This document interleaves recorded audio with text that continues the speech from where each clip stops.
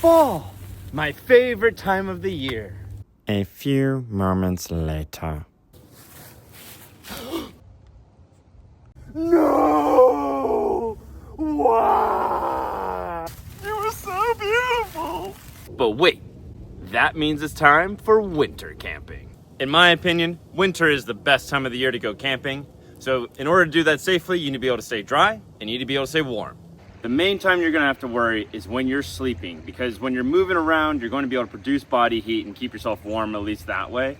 But when you're sleeping, you have to make sure that you are staying as warm and as dry as possible because you're not moving around, your body's not producing as much heat. One of the easiest ways to do that is to fill your water bottle, your Nalgene specifically, with hot water. Now, these are really thick plastic, so they can take a lot of heat, but a lot of water bottles are not going to be able to, so you have to make sure it's one that you can use for this. But you just pour some hot water in here, and it'll usually last about 5 hours or so, and it produces a lot of heat. So you can put it in your bag before you get in, let it cool off a little bit, and that heat is gonna be in the bag when you get in, just makes it nice and toasty.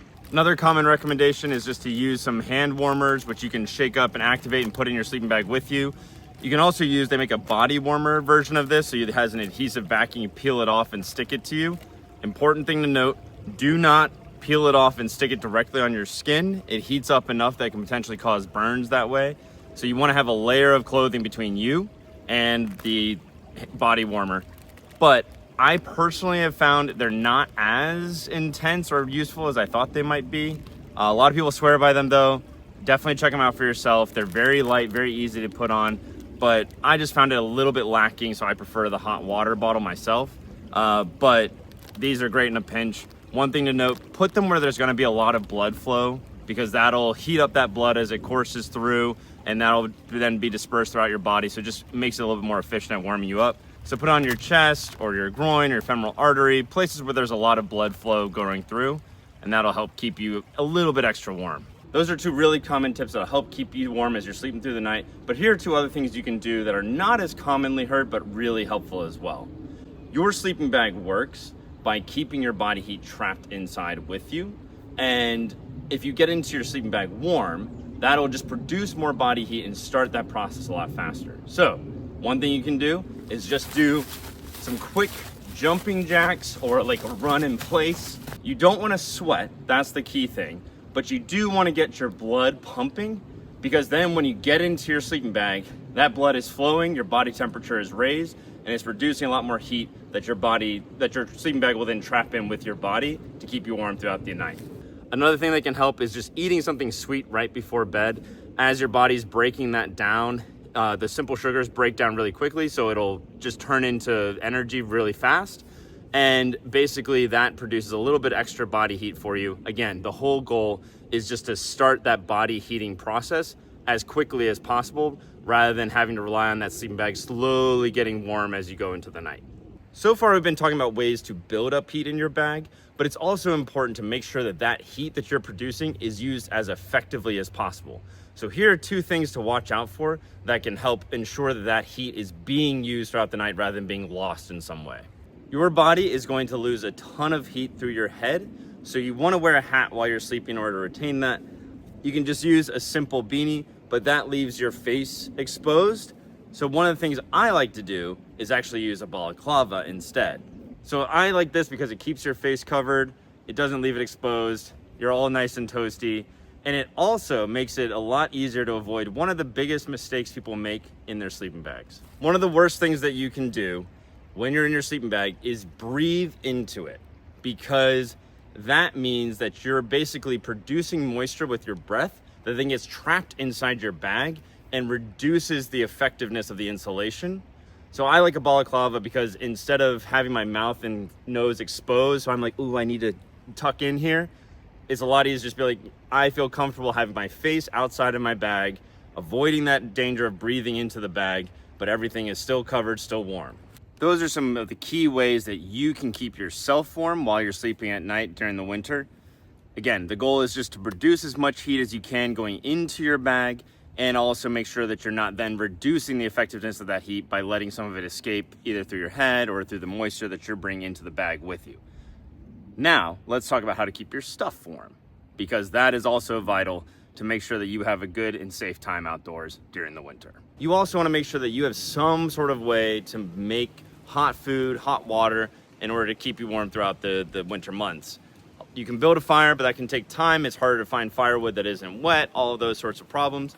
So a lot of people are going to use stoves. Just be aware, if you're using your butane canister stove, I use these throughout the year. They're light, they're easy to bring with you, they work very well, but in colder temperatures, they start to have problems. You can still use them though, but it's going to be a little bit trickier to regulate. So you need to make sure they stay warm. So I just keep mine on my body when I'm around camp in order to keep that fuel canister relatively warm. So then it acts, works well when I put it out.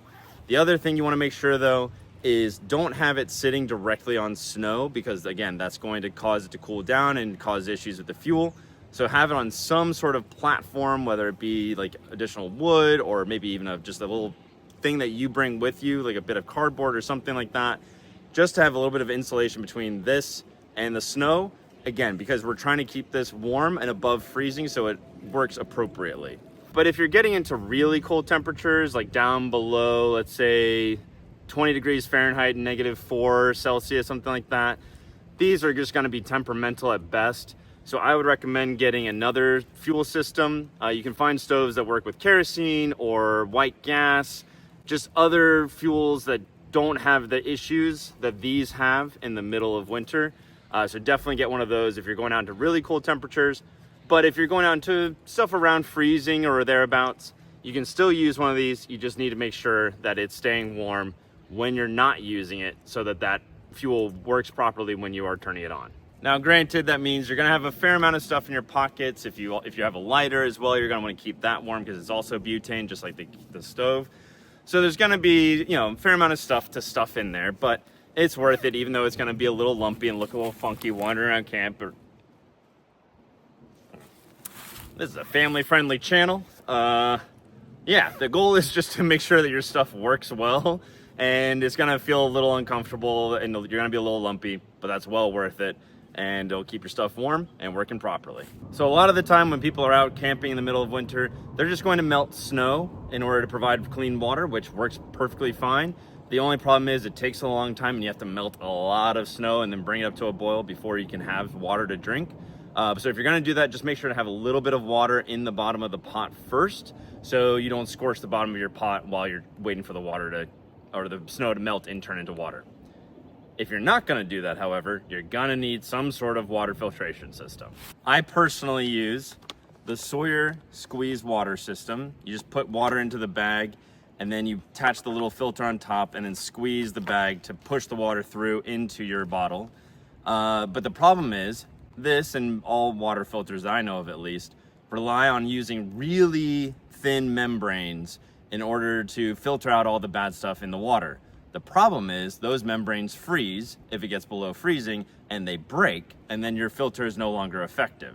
So in order to keep it warm in cold temperatures, you need to keep it on your body or in some way. I think you can also think things like, put it in a bag with hand warmers or whatever, but I personally prefer to just have it on me at all times. It also makes sure that I know where a really important piece of my gear is. So anytime it gets below freezing or down towards freezing, just put it there, keep it warm. It'll make sure that the filter actually works, which is kind of vital. Of course, what's the point of having a water filtration system that gives you nice clean water to drink if it's just gonna be a frozen block of ice when you try to drink it? So if you're in really cold temperatures, you're gonna wanna put this in your sleeping bag with you to keep it warm. Definitely recommend filling it with warm water just to provide that extra toastiness throughout the night, like we talked about earlier. But if for whatever reason you do wanna store it outside of your sleeping bag, store it upside down. The reason you wanna store it upside down is because the water is going to freeze from the top.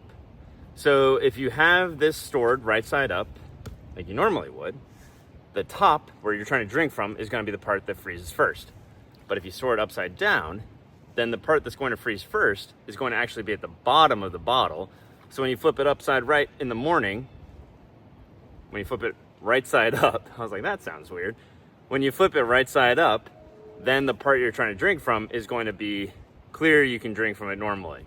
If you want some more tips about how to stay dry and warm during cold weather camping, I made a video about that a little bit ago. I'll share a link in the description. Check it out. I went into some of the gear that I bring with me and some more tips that I've learned, but these are ones mostly dedicated to like, how do you stay warm at night when you're just trying to sleep, and how do you keep your stuff warm overnight as well. So thanks for following along. Hope you had a good time, and I'll catch you next time.